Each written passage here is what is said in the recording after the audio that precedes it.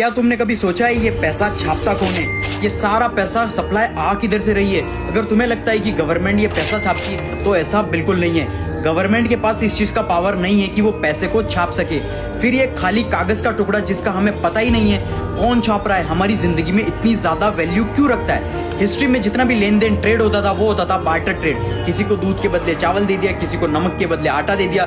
फिर सोने के सिक्कों पर ट्रेड होने लगा क्योंकि सोने के सिक्के कुछ ना कुछ वैल्यू होल्ड करते थे। लेकिन ये कागज का टुकड़ा जिसका हमें कुछ पता ही नहीं है, इसे छाप कौन रहा है और किस बेसिस पर छाप रहा है? पूरी दुनिया में 315 यूएस ट्रिलियन डॉलर डेट के अंडर है, लेकिन हमको ये 315 ट्रिलियन डॉलर देने किसको है? ये एक अमीर आदमी अपने टैक्स बचाने के लिए अपना सारी जिंदगी उधार के पैसे पे गुजारते हैं। यहाँ पर मैं छोटे मोटे इंस्टाग्राम पर पैसे दिखाते हैं उन अमीरों की बात नहीं कर रहा हूँ, मैं बात कर रहा हूँ टॉप एलिट्स की, जो अल्ट्रा बिलियनर्स हैं, जो हर सेकंड हजारों करोड़ों कमाते हैं। ये बिलियनर्स क्या करते हैं? अपनी कंपनीज के शेयर्स को बैंक्स के पास रखते हैं, एज ए कोलेटरल रखवाते हैं, करोड़ रुपए का लोन लेते हैं, लोन को वापस पे करने के लिए फिर से लोन लेते हैं और ये पूरा लूप होल तब तक चलता रहता है जब तक ये अमीर मर नहीं जाएंगे।